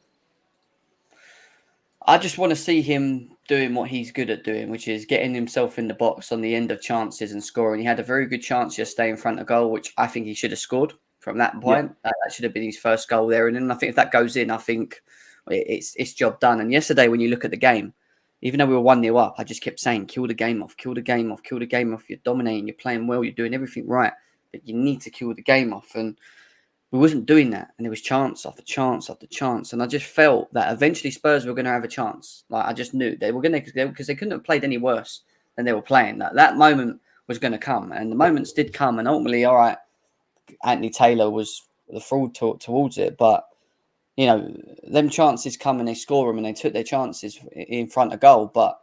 It's, you know, they should never have found ourselves in that position. And we wouldn't have if we were 2-0 up, if we were 3-0 up. And he had a good chance yesterday. He had a good game. I think he did struggle a little bit in the second half. But, you know, he set up Reece James for the goal as well with the assist, which was nice. Good little flip pass across and bang. So, yeah, I just hope I still feel we need something in the forward line. As much as I like Havertz, Mount, Werner, whatever, I still feel we miss something. Like, something's not complete for me. And I think it's about, I think for me, it's having someone that can score goals with him, but also have the directiveness that can take on players, that can attract players, that can create as well. Yeah. Having someone else that can actually create in the forward line. Because I don't think Havertz and Mount create. I think they just run off. I mean, Mount does a bit. That's it. That's part of his game. But I don't think Havertz is a creator. I think we need someone that's like another creator, but that can also make runs and take players on. It's going to be hard. Like an Nkunku. A good example is Nkunku. That would be nice. But I'd give him probably a 6.57 again, maybe, to be honest. Havertz. Again, it's just the comical miss, really. The comical miss is what's going to heavily weigh this. It's like I'll give him a 5 because I didn't think his overall play was awful. It wasn't amazing. I didn't think it was awful. But it's just he's got to score that chance. He just does. Like I think it's harder to miss that chance than it is to score it. Like, I don't know how he's missed it. Like it's so close. I thought he worked hard again. I thought his movement off the ball was very good. I thought he held the ball up well. I thought he linked the play well. He won the ball higher up the pitch a lot of times yesterday, and then sort of drive forward with it, and done whatever he did with it. He should have scored, and he has to start putting them chances away. I think you could tell by his face that he knew he should have scored that. He knew himself. You could just tell. He was just like fuck, It's just the fact that the fact that the miss is so comical. That's what is making it so bad. It is like 4 yards away in the middle of the goal, and the ball's at medium height. If he'd like got his toe to it and it had gone wide, I'd have been like, okay, maybe the cross could have been a little bit closer to him. But no, it's literally like on his foot. And he's just gone, you know what, let me put this over the top of the mark. It's like, cheers, mate. I thought it was good though. I thought he suited the system. The system looked better with him as well. I think he looked. I agree with you. I just think he needs to clear. If he can just put the ball in the back of the net, it would be fine. It wouldn't be sitting here. Do you know what I mean? Talking about it, because everything else about him, he's just that flick he done yesterday in the first half. Was it to Mount where it came in? He done it was in the air and he just flicked it around the back. It was class, man. That flick. But we looked telepathic yesterday. We looked progressive. We looked quick. We looked like how we should look. Really, the amount of training that they do together. Like we looked like a team, which is what I wasn't sure on. I wasn't sure whether we had that. 100%. But yeah, great performance from Kai. So it's quite a decent performance by Kai Havertz. I'll give him a 6.5 for me. Wow, give him a 5 or 6. all the front three need to start with goals scored. They do. Maybe that will come in time with more. If we could play more like we did yesterday in the lower games against the low block teams and that, play like that, then and we create like we did yesterday, then I think these guys will score goals. But we have to have that consistency in our overall performance. It can't be very slow, sideways, backwards. They're coming deep. They're not getting anything, which we've seen against Everton. We have to see more performances like yesterday to get the best out of the forwards. We have, I think. I think Havertz needs a player next to him for him to shine. But Sterling's there, Sterling's next to him most of the time. I don't know. We'll see. But there we go. That's the roundup of that. Let's quickly talk about transfer news because it is going off a little bit. We've got 3 things to quickly talk on. One of them is Callum Hudson-Odoi. Is now expected to be available for the development squad after loan interest has intensified in the last 24 hours. He's likely to leave Chelsea on a season loan after getting some good offers. What's your thoughts on Cho going on loan?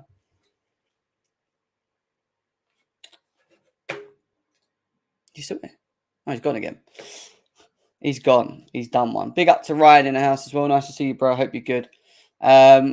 What's our thoughts on this? I've been calling Callum Hudson-Odoi to go on loan for a very long time. It's something that I feel needs to happen, and him going means that again another forward leaves, and means that Chelsea need to start looking for forwards.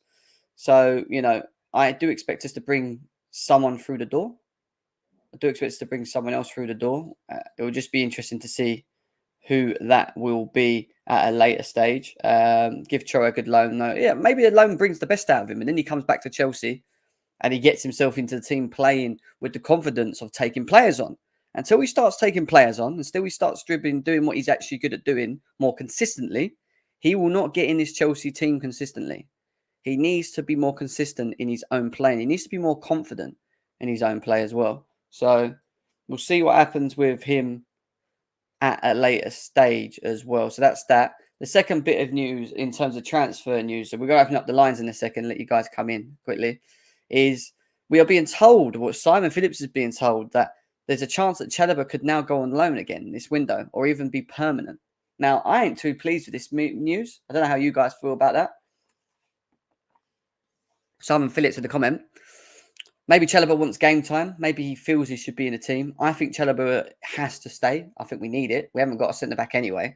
I would play him in the freeze when we're playing the free systems. I think he's perfect for it. And I think him, Silva, Koulibaly would be fine.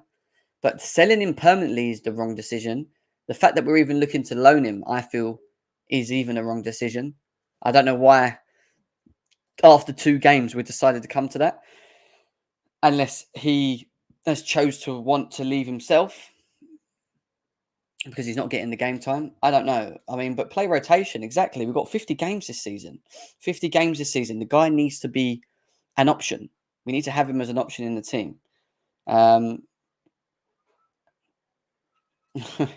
Chalobah should stay long. I agree. I think if Chelsea do this, it's not the greatest thing. We need him as backup. He started next season. Is it because Fafana is coming in? But even if Fafana comes in, you still have him, wouldn't you? Or is it because we've got Azpilicueta and we feel that Azpilicueta is going to be used more than him? I wouldn't preferably, but yeah, it is what it is. We'll see what happens with that. Now, moving from Chalobah, we're going to move on to transfer news. People coming in. Aubameyang is the talk at the moment still. Fabrizio Romano has tweeted on his pin tweeted Aubameyang to Chelsea on his page, and he's also said here that Barcelona have asked for around 30 million euros fee for Aubameyang during the weekend. Chelsea wanted to spend way less than this. Talks continue as Marcos Alonso is still part of the conversations. Tuchel's pushing for Aubameyang's priority, but Xavi insists to keep him. Well, this is going to again fall on the player, how much the player wants to leave. If Xavi sees him as a part of the team and sees him as him getting in the team, rotation, whatever, then make it clear to him. He then needs to make a decision whether he wants to come to Chelsea and be priority and play. I think he will play if he comes to Chelsea.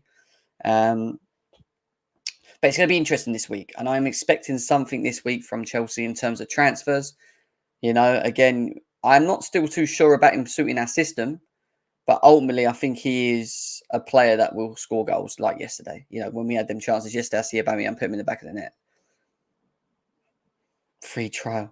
All days 39. So what we got here, 30 mil. We have to have. No, we look. Brower's got a contract talk. Looks like Brower's looking to try and extend his stay at Chelsea, which is good. I think we need to keep him as well. I think Xavi's made it very clear we need a midfielder. I agree with him, especially now Kante and Kovacic are out. We should be looking at midfielders. I get we need a forward as well, but a forward is important. A midfielder is important, and we need to act quickly. We need to get on with this ASAP, man. We need to get on this ASAP. So we'll see what happens with Aubameyang. The last bit of news is the news around Gordon, which has come out of nowhere. Anthony Gordon to Chelsea is trending on Twitter at the moment. There's a comment. Where is it here? There's a comment here saying that he was in London today. Why he's in London today, who knows? He might have just been there for shopping reasons and whatever, but he is in London at the moment. Anthony Gordon to Chelsea is a bit of an unusual one. I think he's a top player, top prospect. I think £50 million is well too much for him. I really do. I think he's about 20, 25 mil at a push. I think he's a good player, but he's still unproven. You know, and he comes into this Chelsea team. Does he suit the system, the style? Maybe Tuchel feels that he does and he wants him there for that. Maybe he's seen the way Everton used him last time round and thought maybe we could use him in that position without the striker. But I don't see us getting Aubameyang and Gordon. I see us getting one or the other. I do think we will get one more forward. I think one more forward will come in, even though I feel we may need more. But the midfield has to be the priority. The midfield has to be the priority. Fabrizio Romano said that Chelsea have already bidded 40 million for him, which has been rejected. Everton are pushing for 50 million as well. I'll put the link in the chat if you want to come in and have your say in the chat for the next 20 minutes or so. Please do so. The link is here. Be good to get your thoughts and opinions, either on the game, Anthony Taylor, or the transfer market. What are you saying, Matt? What do we speak about, Jim? Big up, man. Which one? Whatever you want to do, mate. We've been through everything, so just speak about it all. Yeah, go on. I mean, this is a disgusting signing. I don't know what we're thinking about this. This guy scored 6 goals in 35 games. It's nothing new to what we've already got. I've said, me personally, I would go for someone cheap, experienced, Azar, and Aubameyang, just someone experienced until we get director of football, and then we can start heavily investing in like Liao and Nkunku and just other people. This Gordon, I mean, I just can't believe we're going for someone who just has such low stats. And when he plays, he's nothing scary. He's nothing special. He's definitely not worth 50 mil. I hope he's there, as you said, for a shopping spree or something, because this guy is not a good signing. But I'll just quickly sound the game before you go on to everyone else. The game as well. I mean, obviously it was a great performance we had, despite some, minor players. But the refereeing, I'm not even going to speak about that. We all know. But, there's a couple of individuals we can sit here and point out. But overall, it was a great performance. We saw Mendy getting some great kicks, Loftus-Cheek. I hope he can fucking turn out to be good as a right wing back. I mean, we need to go and get someone else. So it's positives all around about the performance. I hope we can just keep it up. Okay, mate. Fair enough. Nice way to sum that up as well. What are we saying, Mr. O Marina Showtime? Been a long time. It's been a long time, Jam. How you doing? Can you hear me? I'm all right, mate. How are you? I'm well. I can't complain. I miss Marina, but despite that, man, yesterday's match, I'm so pleased. And it's like the fact that we ended up in the 2-2 draw. It's okay. But it was a lovely, entertaining match. Hey, look, if there's one thing I have to say is I'm fully in support of Tuchel, the way he supported the badge yesterday. And he went at Crybaby Conte, because Crybaby Conte is a crybaby. Lovely match. I'm so sad about NG going down. Hopefully we can get back stronger. I think it's the workload that he has to do because of that Italian piece of loving boy, Jorginho. Other than that, man, I'm happy, man. Good game. We should have won. We're not gonna speak on the ballhead guy. So what? He knows his agenda against us. Hope the petition that we have all been signing is going far. But hey, it's a new season. Lovely way to start. Loving this manager. I'm not too big on Todd, the American, yet, but it's because I'll give him time, Showtime. I know you're missing Marina, and you've been a big supporter of her and whatever. But we've got to give Todd Bowley time. That's the key thing here, and let's see what he's going to do. He's trying to back the manager. He's trying to get the targets required for him. Whether we do it all in one season, I'm not too sure. I don't think we do. I think we're going to have to prioritize certain players in the team to cover certain positions until next window. But we'll see. We'll see what happens. Jay, what are you saying, my man? I'm good. I'm good. I'm good. Um, I'm not even gonna go into the whole game thing. I'm trying to just leave it alone. The more I think about it, the more I just get mad. Like Yeah, it it's mad. is what it is, isn't it?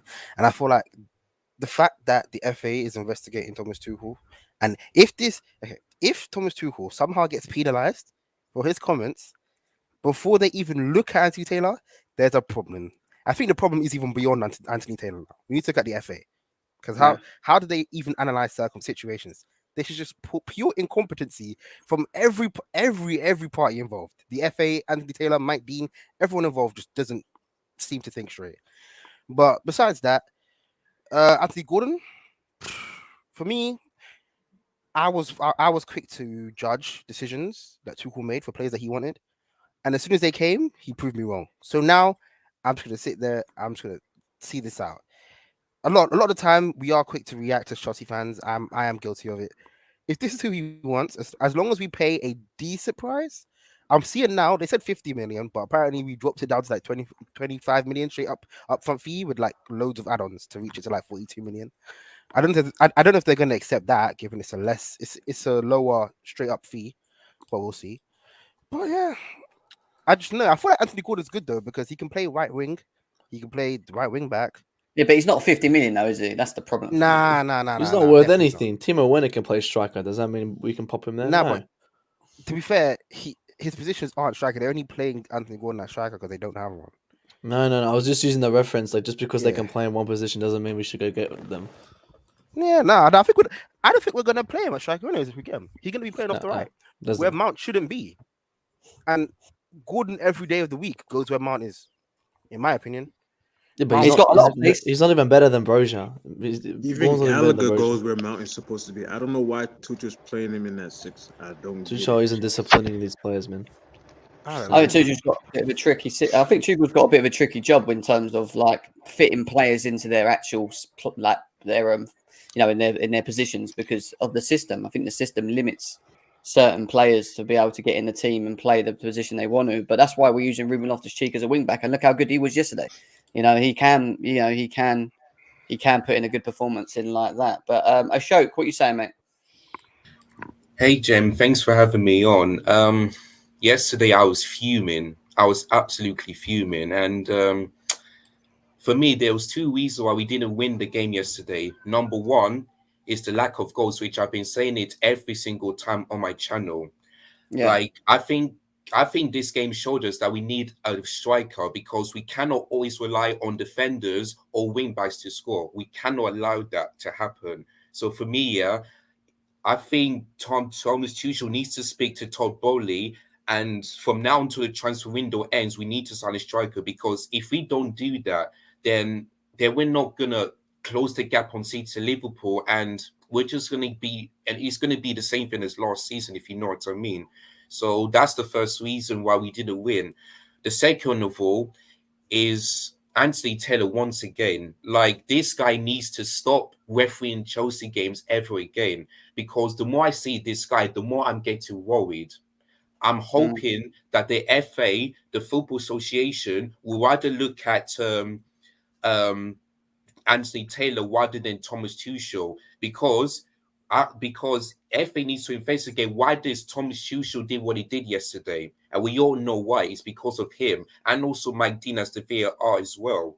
Like, it's like this guy. I mean, I don't know why he always likes to always win games like this, whether it's the big teams or whether it's like the non-top 6 shots. I don't know why he always like to win this. It's just absolutely shocking from him. And yeah, but I don't think that the FA is going to listen to us. Having to go at Anthony Taylor, and he's going to keep on doing this.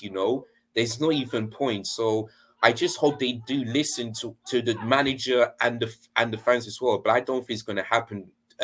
I don't think it's just going to get worse and worse for him.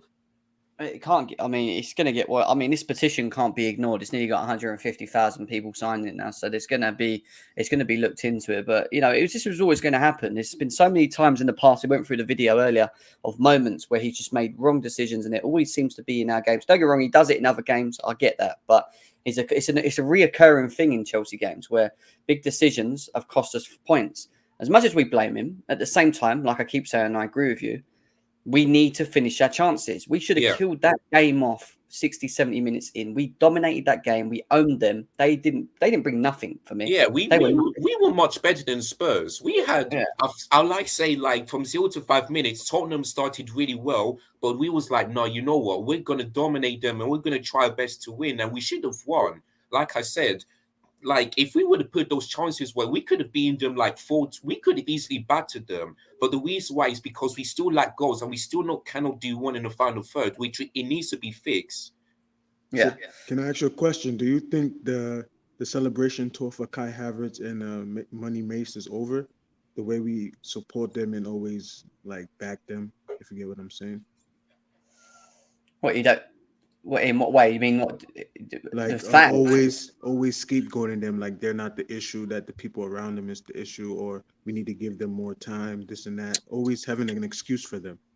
I think time is very limited now moving forward. I still think they have time, but I do think there's a limit to the time now because we need to kick forward. And if he's not going to be able to put the ball in the back of the net, if he's not going to be able to perform, I thought Kai Havertz, barring not putting the ball in the back of the net, was fine. I thought he was quite good. You know, he had a pretty decent game. It's just that if he just puts the ball in the back of the net, we ain't all sitting here talking about Kai Havertz, are we? That's the way it is. No, because he does his job. He does his job. Yeah, you know what I mean? But it's just, is Kai Havertz an out guy? Is he a goal scorer? That's the problem here. Are we looking at him and asking him to do something that maybe he isn't able to do at a consistent basis? I don't know. That's my thing with him at the moment. I want him to be. I think he has the ability to do it. I do. I think he's got all the attributes to do it. I don't know. It's a weird one. I just think Tuchel's playing Mount so he can sign the contract extension, and once it comes, he's gonna have some real competition. That's my opinion. But why can't they be competing now? Like, I don't care about Because you gotta please him so he now. can sign that 5 year. If you don't please him, he's not gonna sign. He's gonna. But he's been pleased. He's been scapegoated for 6 months. He's been pleased for since what, May 2021, since he scored that goal, both of them. Like I understand what you're saying, Showtime, but it's like, you know, we shouldn't be giving them leeway just to sign a 5-year contract. Who cares if Mount signs a 5-year contract? If he's proper Chelsea, I thought he would.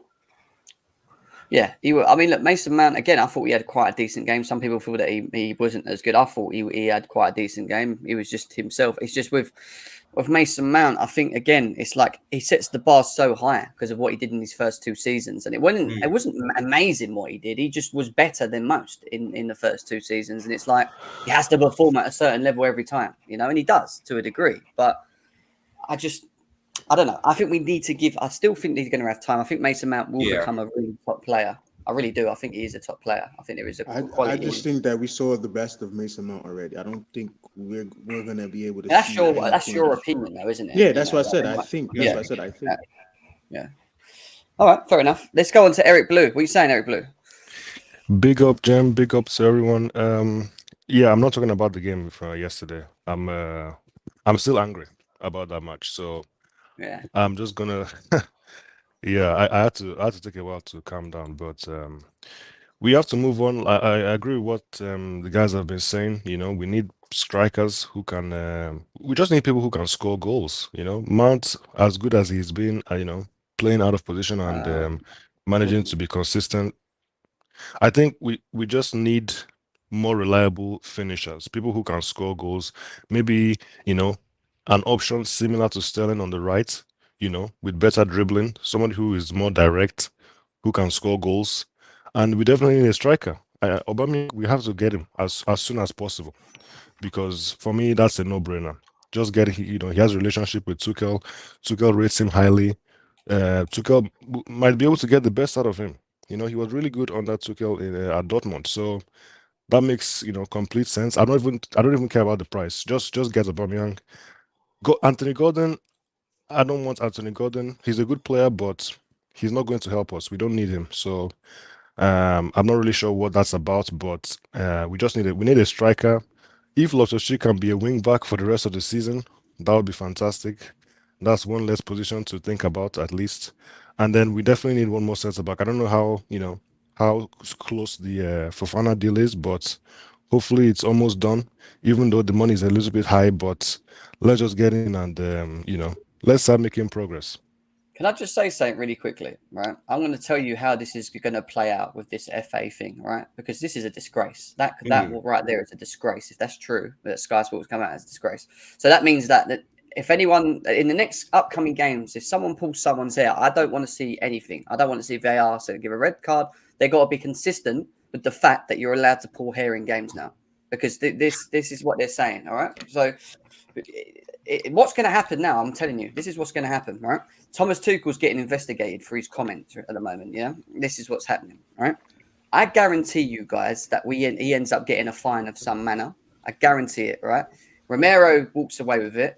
Anthony Taylor doesn't get investigated. FA don't even look into Anthony Taylor's decisions made, right? And it will just all be swept under the carpet, and it will be moved on. That's what they're trying to do, as usual. And then this will happen again at one point through the season with Anthony Taylor refereeing Chelsea versus Man City. Same thing will happen again, and the same vicious cycle will happen. And it will all be because the hierarchy in football are not making the right decisions, are not calling out when things should be called out. And it's a disgrace, absolute disgrace.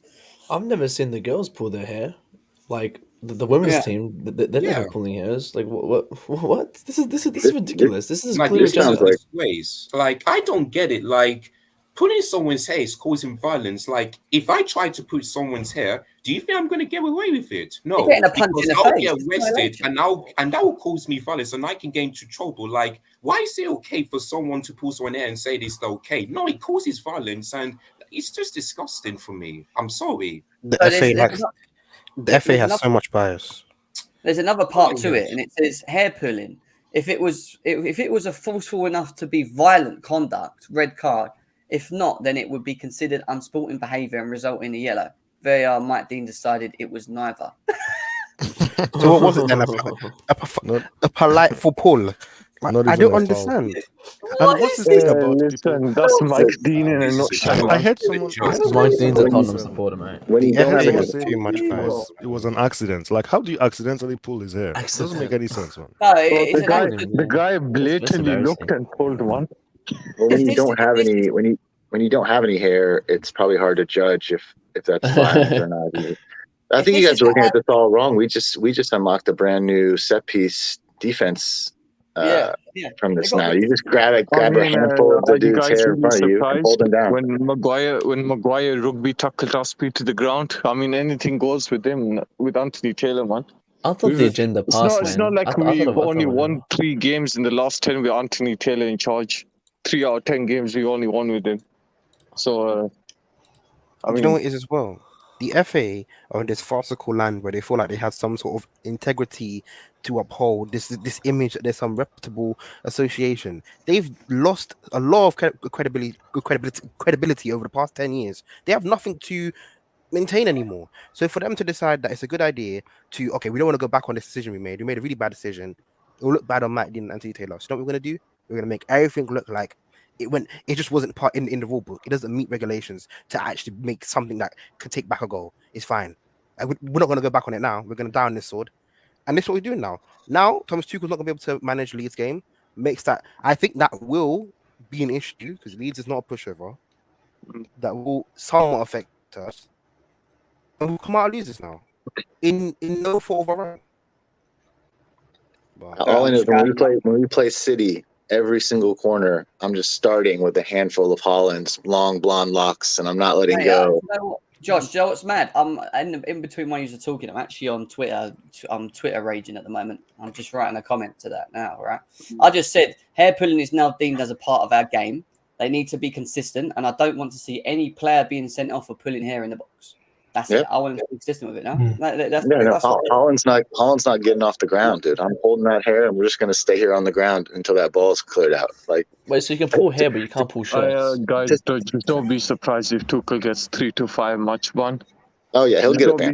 Oh, he will. He will. Of course, he will. He'll get 3 games. If this was at Anfield, if this was at Old Trafford, if this was at the Etihad, if it was anywhere else other than at Stamford Blimmin' Bridge, that would have been a red, and that would have been they would have got a free kick for that, and that wouldn't have happened. That's the difference. It's just getting ridiculous, mate. It's the agenda against us all the time, mate. It's just getting boring.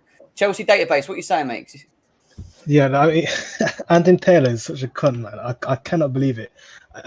Every game he's managed us, he's maybe apart from that Liverpool game last season, every game's manager has just been like shambolic. Like I was so fuming yesterday. But obviously today's a new day. I'm kind of cool about it now. It's whatever. I think we should have scored more, if anything, and then we wouldn't be talking about this. But I don't know where we go from here. Like, does Cucurella get a haircut now, or what?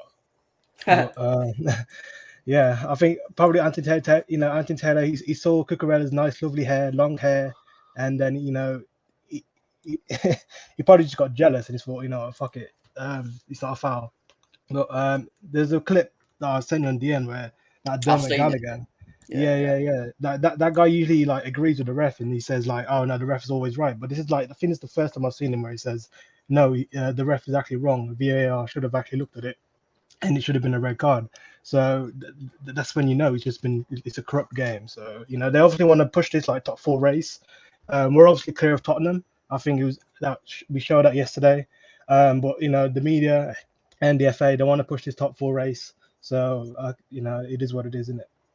What was your thought on the? Quickly ask you this. What was your thought on the way Tuchel set up formation-wise from what you saw? It was tactical masterclass again from Tuchel. It is what we expect this from him. I think he's one of the best tactical managers in the game. We see him like tactically outdo Ancelotti in Real Madrid, even though we did lose the tie, but that's fine. But he set up like he did in like January. We played him 3 times in a row, where he was like a 4-2-2, but we defended in a 5 as well. And I think RLC was really good in that right wing back role, and obviously James pocketing Son. I don't think I noticed him in the game until he got subbed off, honestly. So yeah.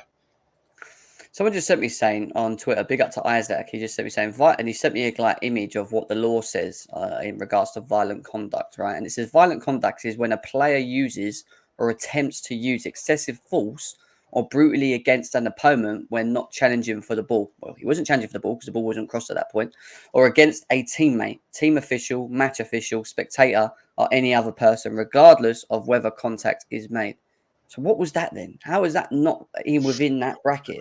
What are they reading? Are they reading it differently to us? Is it in some other language? I don't get it. How does that not relate to that? What they've just said there. Violent contact is when a player uses or attempts to use excessive force or brutality against an opponent when not challenging for the ball. No, he wasn't challenging for the ball because the ball wasn't crossed already.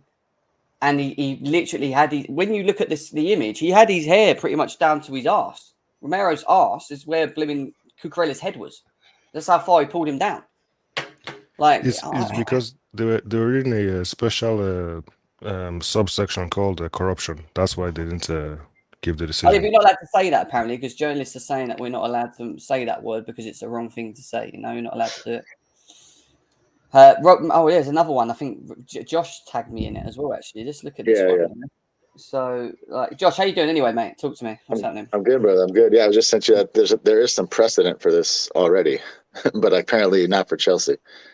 So they got a 3-match ban, right? Fellaini and Robert Huth banned for 3 matches over clash. Yeah, and that's not even near as violent as Cucurella. I'm surprised his neck's not hurting. I mean, he literally yanked him to the ground by the back of his hair.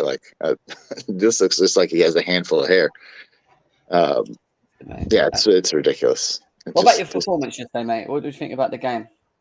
Yeah, I mean, just from a Chelsea performance standpoint, it was fantastic. I mean, it was as entertaining and as upbeat as I've seen us play probably in a year and a half. I mean, we looked so fresh. We were firing. I mean, Cucurella, what a breath of fresh air to actually have some overlapping play on the left for the first time in maybe 3 or 4 years.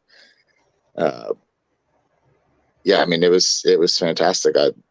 I got to give the guys a lot of credit. I mean, of course, we talked about Havertz and some of the misses, but that aside, the performance was still good enough to leave there with 3 points.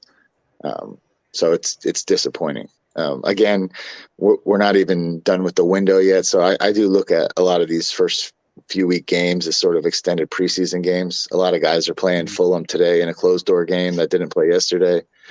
So there's still guys getting some sharpness and things like that. So I try not to look too heavily on the results this early in the season, but yeah, in a game like that, it's just disappointing when you have 2 points essentially stripped from you. And now our gaffer is going to probably get a 3-match ban. Yeah. But I'm And then glad he did where's because the somebody had to say it. You know, and I'm tired of our managers biting their tongue because they're scared that they're going to get a ban. Like it's somebody has to say it. It can't just be the fans every game signing petitions. Like somebody from the club in a position of power has to bring this to light. Otherwise, it's not going to ever get solved. And I'm glad he said it. You know, I'm glad the ban will be early in the season, but I'm even more happy that he said something because it's just insane. Both goals. I mean, the linesman was horrendous yesterday. First of all, he misses a corner kick directly in his face that Anthony Taylor then has to go back and say, no, that's a corner. Who's way back behind the play, doesn't even see it. Yeah. And then he's the same linesman directly in front of Havertz when he gets that horror challenge right before the first goal. It's just embarrassing, man. I don't know any other word to say it, but luckily it's only the second game of the year, so we can move past it. But absolutely shambolic by all the referees involved yesterday. Really, really disgusting stuff. Yeah, I agree. I think you could have said it any better, to be honest. But the fact is, it just seems to be getting more worse every season. You think they would rectify their errors in the game, and when you're hearing about the PGMOL apparently telling referees that they've got to give a certain amount of yellow cards, a certain amount of corners, a certain amount of this, a certain amount of that, a certain amount of incidents have to be passed or looked past, and it's like, what is that? Like, that's not football. Right? One big change I want to see with VAR, and it's we do it here in the States. We've had we've had video assisted replay in the States for a long time in a lot of our major sports. I think one thing that they have to do is have a central location for all reviews done by an outside party, not a referee. So Mike Dean in the States, Mike Dean would never be on replays. It would be in a central location. You have all the games on a screen and you have people responsible. Their only job is to look at replays. They're not referees. They're not ex-referees. They're not linesmen. Their job is solely to look at replay and look at it from a rules perspective only. So like in the NFL, for instance, like there's one location at NFL headquarters where they have every game on, and they have a team of people in the room looking at replays nonstop. They're the ones who essentially make the calls on whether or not to have referees look at plays or not. It's not an ex-referee. It's not a current referee like they do it in England. Like I think that would be one huge change that would help the system quite a bit in when it comes to VAR. Mike Dean should never be looking at replays. Like you should never have somebody who's been in the game who looking at replays like that. It needs to be one or two people who are in a central location who have nothing to do affiliation with referees at all. Their job is literally to just look at replays. I reckon we should do. I'm not joking. If I'm Thomas Tuchel, right, go and win a game 2-3-0. All right, give a corner. Put someone on that we don't care about. Someone that, I don't know, in a team, like Emerson, for example. Just ask him to come on for 20 minutes, right? I'm not joking. Just go in the box and just grab someone's hair and throw him to the floor. And let's just see what happens. And, we win the game. If he gets a red card, he gets sent off. But, it doesn't affect us moving forward. I would do it. If I was Thomas Tuchel, I'd be like, fuck it. Do you know what? Let's test the boundaries out, all right? So we just, on purpose, put one of our players in the box to pull someone's hair. I think we should. I'm not joking. I would do it. I'd be like, I would do that. Fuck it. Yeah. Because the sad thing is, we know what would happen. It'd be a straight red. Be out of the game. Yeah, I know. Just to prove a point, isn't it? Just to prove a point. Do you know what I mean? That's what I would do anyway. But anyway, Hassan, what are you saying? Once again, what are you saying? 1 second, Mom. Yeah, what are you saying, German? How you guys been after the game? I'm all right, mate. I'm all right. A little bit. Well, I think we are all annoyed, but what can you say, man? I mean, yesterday what I said, right? At least I did it here. The only way Spurs are going to get a result is between Anthony Taylor and Mike Dean. And I think we all agreed we needed a second goal just to put that kind of suspicion into bed. I thought Anthony Taylor might give one goal away, like what he did with the first one, where Mendy's view was also blocked and Havertz got fouled. But little do we know, he ended up doing it again. Like, I just don't get it. You said it actually, didn't you? You said it. You Yeah. and Anthony Taylor. I remember. Yeah, I remember. Yeah. Yeah, because I said because I know Mike Dean. We all know how shit he is in a ref. How can you trust him with the replays when he's the one that literally had death threats and the Premier League had to protect him and have police protection for him because he fucked up like 5 games in a row. And I just don't know what to say, man. It is what it is, and the result is not reflective of what happened yesterday. I think if we put this performance in the next 5 games, right, we're gonna win them games comfortably. And yeah, I'm just on the tactic perspective, we've just outclassed them all. And it's just too bad that Anthony Taylor had to fuck up everything. And like I said before, we've only won 3 out of 10 matches with him in charge now. It's not really a coincidence, is it? When the ref that you have literally, that's literally what 30% win rate, and that's only 10 matches. And I think that was all last year too. No, it was the only games like you guys probably remember. The ones that we won against were against the crap teams. But I just don't want him in charge. But you know what it is? The FA are going to protect their refs. Yeah, And, well, it's not I right, remember they recently put a rule in, like if a player, this is why players don't really hit the refs or push him. Because I remember I heard the rule, right, saying that if a player touches the ref, they could get up to a lifetime ban.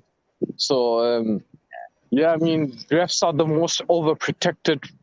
They're more protected, ironically, than the players when they tear up ACLs and stuff because of the fixtures. They shouldn't be. They shouldn't be, though, should they? Really? It should be the other way around, but it is what it is, man. There's nothing we could say. Tuchel will probably get a 3 to 5 match ban. I'm expecting it, and there's nothing much more to say besides it was a good performance. He got a red card anyway, so he has to sit on the stands for the Leeds game, isn't it? We've got Leeds Yeah, next. yeah. On I'm Sunday just expecting 3 to 5 because of the FA. You know what the FA is like. They're the most corrupt.